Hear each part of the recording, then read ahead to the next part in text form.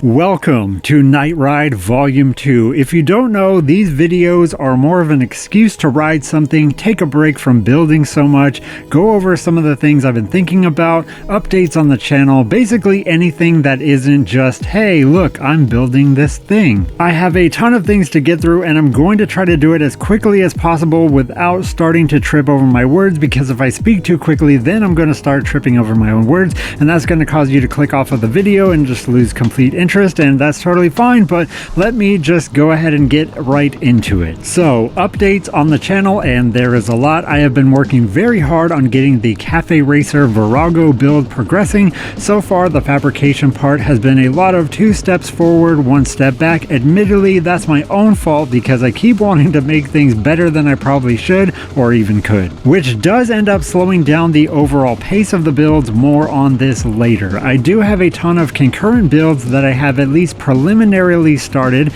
but I'm weary to introduce so many builds on the channel at once because it can be annoying when you're just watching for one build and you always feel like that creator has just forgotten about it and you wonder if it's been abandoned completely. With that being said, I can guarantee that I will always finish any builds that I start. If there ever is a reason why I cannot, then there will be an explanation as to why. So far, this hasn't happened and I don't plan on it, but I do want to be cognizant of unforeseen hazards. I can't really imagine a reason, but I suppose it's possible. This bike I'm riding in this video will be featured in a future build, and I'm probably most excited about that more than any other project, but I do want to finish or at least get much further on the Cafe Racer build. I was honestly a bit surprised that the motorcycle build hasn't been as well received as some of my other builds, and I suppose it's either because it's one, not electric, most likely this is the reason, or it's because it's an actual motorcycle and not a bicycle. Again, I feel like I have to remind you guys that this is not an e-bike channel, even though I happen to build a lot of e-bikes. I have a pretty diverse set of interests and hobbies, and this channel is more broad than that ultimately. I personally think that motorcycles have a ton of crossover with e-bikes. I mean, they're both bikes and they both have motors. I do think that there is a polarizing stigma between EVs and ICE vehicles at the moment, and it's almost like you have to pick a side. But I don't really feel this way at all. They're both quite different and have their own pros and cons. I enjoy both of them, and I think both have their merits. But with that being said, I could turn this into an only e-bike channel, but the builds would be much further apart as it all depends on my interests at the time. Sometimes I like building a lot of bikes, other times I can go a very long time without wanting to build one, so it would be random.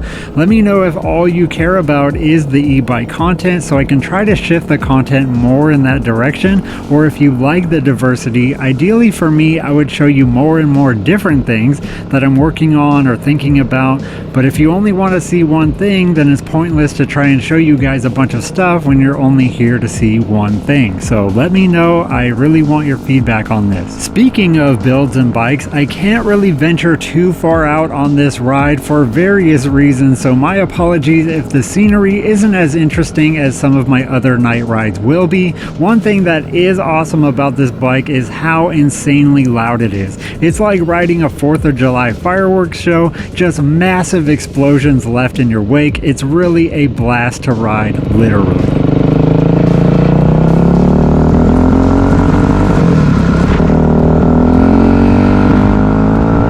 I did get a new camera for the channel as I said I would, but I was a bit disappointed in the image quality as I thought it would be a lot better. It's a GoPro 9. I didn't think the 10 or 11 image quality was worth double the price, but I'm thinking maybe I should have just gone with a phone, as my phone is quite old. It's a Note 8, and I think the video quality of it might actually be better than the GoPro 9, or at least on par. I guess the cool thing about a GoPro is that it's a bit more compact, and also you get wide angle options built in. I was having a lot of issues with SD card errors, which just stops filming without alerting you, so that can be quite frustrating when you've been recording for 40 minutes only to realize it's only actually recorded about 2 minutes total.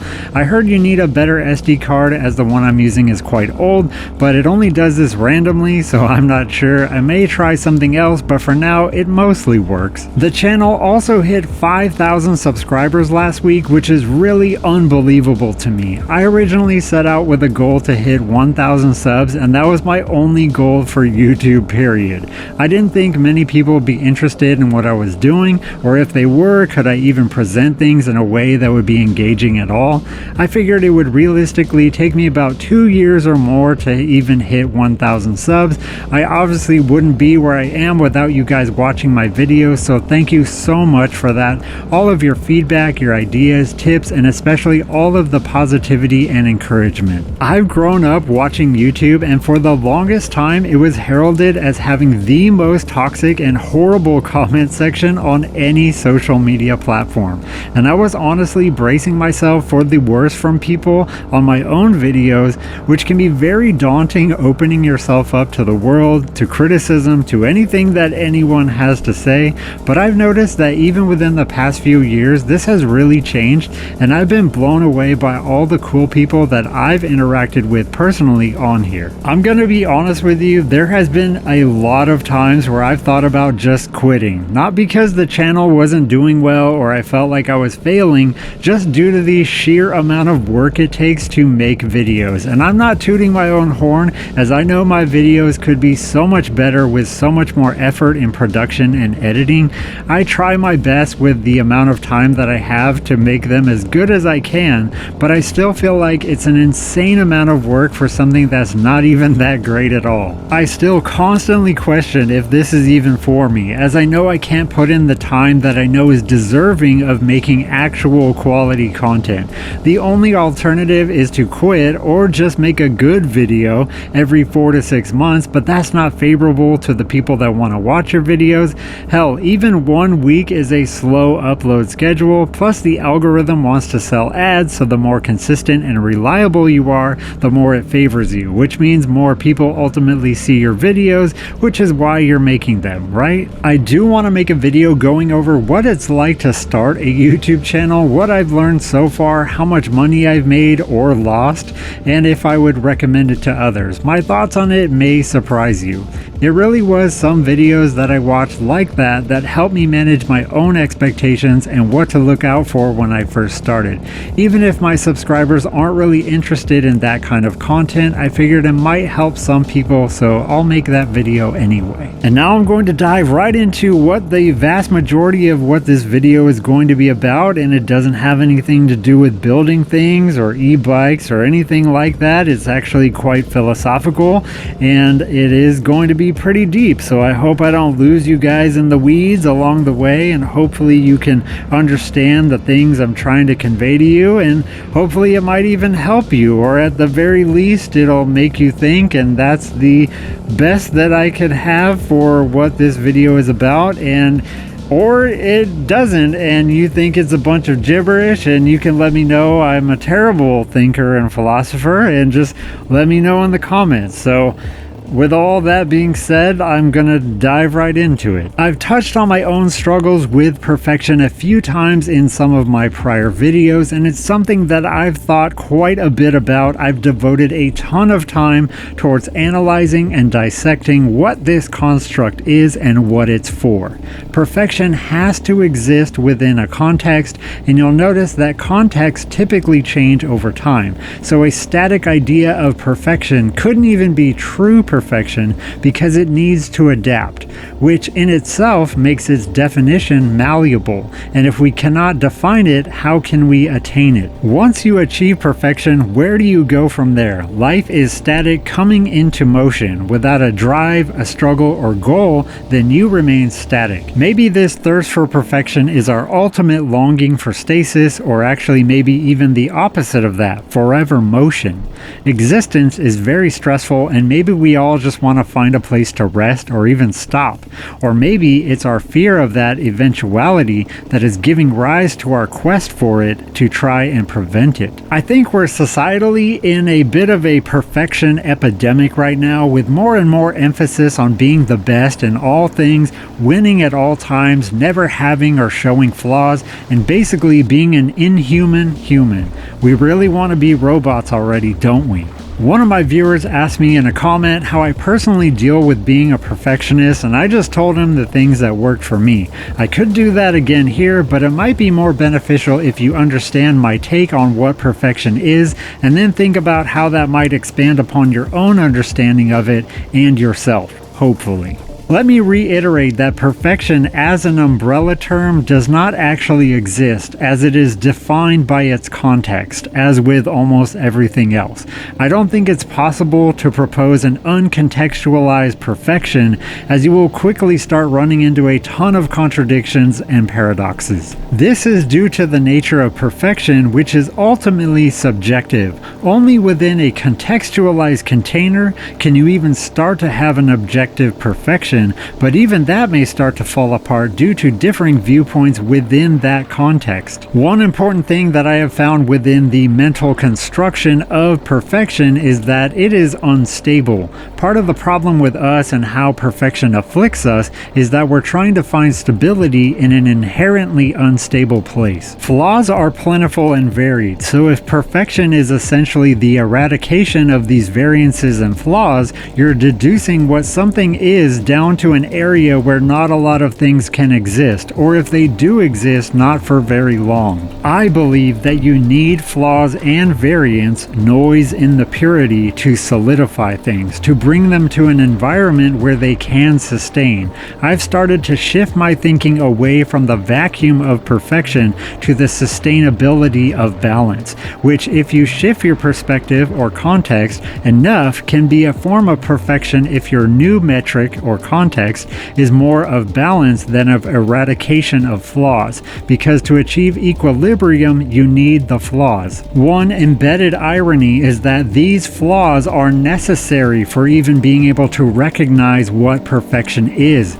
So if you can't identify perfection without the flaws as a marker, then you truly cannot even know perfection without flaws. Even if the flaws are there as ghosted boundaries to help define your perfection, they're still there embedded. Remember, ideas are bulletproof, and flaws even more so. This is part of the reason why the pursuit of perfection at higher and higher degrees is so stressful and ultimately maddening, because it's a fractal. The closer you come to perfection, the more unstable your world and your mind becomes, and the closer you get to perfection, the further you actually are from it. This is because the more narrow your bandwidth for acceptance becomes, the less and less things there are to accept at all, and the larger the space between those things become. Instead of how do I become perfect or more perfect, maybe a more fruitful question is, why are we so obsessed with perfection in the first place? If acceptance eases the mind and rejection agitates it, then if you limit your acceptance to literally only one singular thing, then you're going to be met with a vast amount of agitation to attain it. And not only attain it once, but then to maintain that over and over again. And what are we really attaining and trying to maintain? I would argue it's essentially a state of mind. Now, do you think it's easier to attain and maintain an ease of mind or an agitated state of mind? Most people will intuitively say ease of mind, of course, but to a perfectionist, I'm going to go deeper. I don't really think it's perfection that we're all after. This is just another diversion. It's what that pursuit of perfection gains us, which is the agitation, the distraction, anything but an ease of mind. Perfection is a mental construct, and this is the beauty of a perfectionist's construction, building a way to perpetually and forever be in the action and motion of trying to attain. I think one of the better questions to ask yourself may not be what are you trying to gain by being perfect, but what are you running from by trying to gain? What is not sitting right with you to where not only do you need the unattainable, but what would it solve or fix if you somehow could attain it? Take it from someone who has personally achieved the unattainable time and time again. I'm sure you've also found that once you do, nothing really has changed. If anything, now there might be some fear and anxiety that you might lose what you just attained. Either that, or you'll quickly grow bored and move on to the next unattainable thing. That's what I really think perfection is, at least for me and possibly many others. other people, it's a mentally constructed perpetual motion machine with a fuel cell running on obsession, deprivation, sacrifice, and martyrdom, all in the efforts to avoid confrontation with oneself, to sit with and accept the varied, the flawed, the impurities inherently within the mixture of our being that not only maintain us in a balanced equilibrium, but give us the foundation to even strive for and defy what is effortlessly holding us together in that balance, or at least for a short while, keeping us from our inevitable and eventual collapse. So, what do you do if you're stuck in the loop of perpetual dissatisfaction by not being the perfect thing that you envision that you can be or should be? The answer is simple to understand, although very hard to do, and that is letting go.